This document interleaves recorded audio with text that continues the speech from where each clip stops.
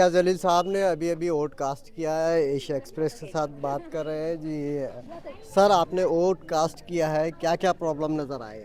देखिए, ये पहली मर्तबा हो रहा है कि पैनल सिस्टम के ज़रिए है तो ये वोटिंग की जा रही है और एक एक जो वोट करने वाले हैं उनको 4 उम्मीदवारों के नाम ढूंढना है, उनका सिंबल ढूंढना है और ऐसे उसमें अगर कम से कम अच्छी बिजली नहीं रही, वहाँ पे लाइट की सुविधा नहीं रही तो आम लोगों को तकलीफ़ हो रही है, सीनियर सिटीजन्स को तो और ज़्यादा तकलीफ़ होने वाली है।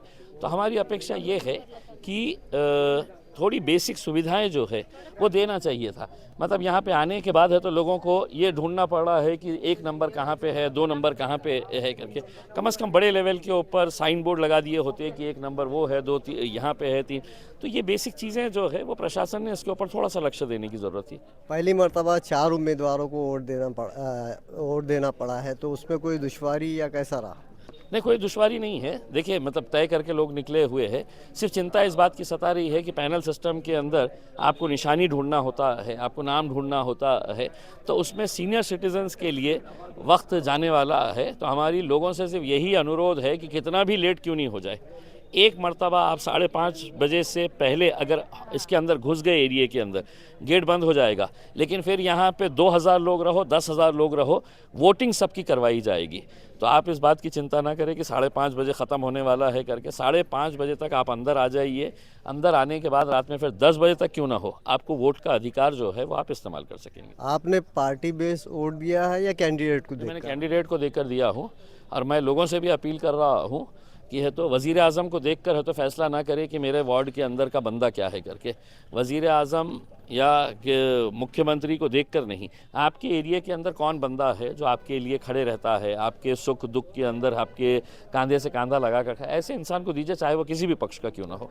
आपके साथ 2 उम्मीदवार भी थे, ज़रा उनके बारे में बताइए। देखिए, मेरे साथ ये नौजवान लड़का है, ये 22 साल है। कहाँ है प्रज्ञा? है ये प्रज्ञा जाधव है। ये दोनों का भी राजनीति से कोई संबंध नहीं है, लेकिन आपने देखा होगा कि हमने बहुत सारे नौजवानों को मौका दिया है। इनके अंदर हमने एक जागरूकता पैदा की है कि राजनीति के अंदर बहुत ही सामान्य घर से आने वाली हमारी ये बहन है, बहुत ही सामान्य घर से। किसी को विश्वास नहीं हो रहा था कि आप प्रज्ञा जाधव को आपने कैसे टिकट दे दिए। मैंने कहा कि ज़रूरी नहीं है कि इलेक्शन लड़ने के लिए आपके पास सिर्फ पैसा होना चाहिए या आपके पास एक राजनीतिक एक वारसा होनी चाहिए उसमें। जब तक आप नए लोगों को प्रमोट नहीं करेंगे तब तक है तो बदलाव आएगा नहीं तो वही के वही डाकू लोग जो है वो पिछले 20 साल से जो इलेक्शन लड़ रहे हैं, 25 साल से जो इलेक्शन लड़ रहे हैं, आज है तो वो अगर नहीं लड़ रहे हैं तो उन्होंने अपने बेटों को उतारा है, अपनी बेटी को उतारा है, अपनी बहू को उतारा है, अपनी पत्नी को उतारा है, अपनी अम्मा को उतारा है करके। तो क्या राजनीति ऐसे चलेगी? मेरे भी फैमिली के अंदर लोग हैं, लेकिन मैंने किसी को भी, ना मेरे रिश्तेदार ना किसी को, उसमें हमने नए नए बच्चों को है तो मौका दिया है इसमें। जैसा कि आप कह रहे हैं नए नए बच्चों को मौका दिया है, जाहिर सी बात है ये वोट देने की उम्र में वोट मांग रहे हैं, तो नए लोगों को मौका देकर, देखिए, ये इल्ज़ाम यही लग रहा है। इस देश के अंदर मेजॉरिटी जो है वो युवा पीढ़ी की है उसमें है?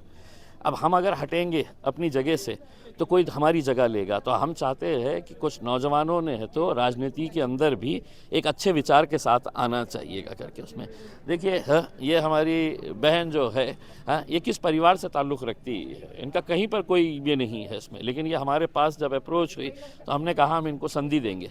ये मेहनत कर रहे हैं, जा रहे हैं, लोगों से ये कर रहे हैं, इनके पास पैसा नहीं है, इनके पास पैसा नहीं है, लेकिन इनके पास काम करने की जो एक शिद्दत होनी चाहिए कि साहब हम काम करेंगे अपने इलाके के अंदर, वो जुस्तजू इनके अंदर है।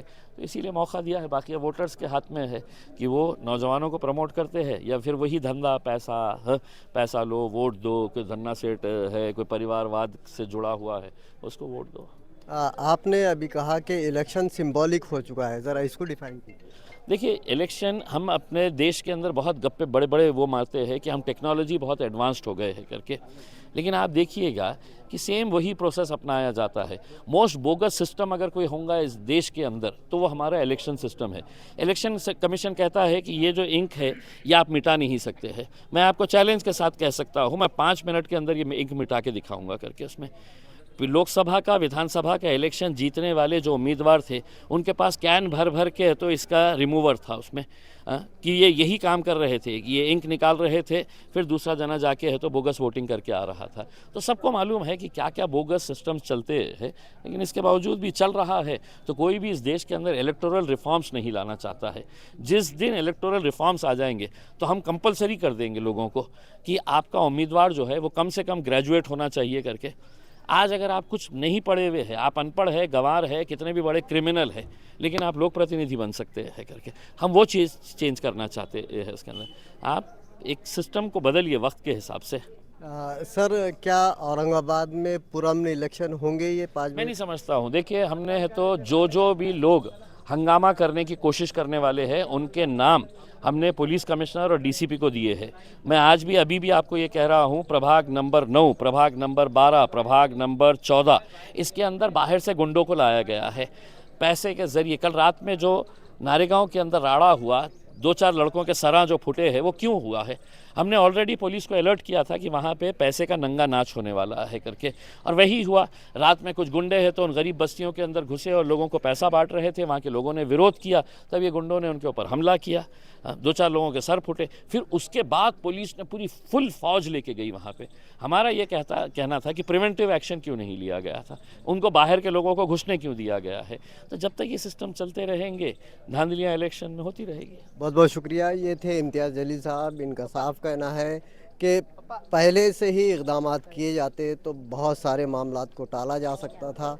उन्होंने ये दावा भी किया कि पुरअमन इलेक्शन होने का इम्कान कम ही है। Azharuddin, Asia express, Aurangabad.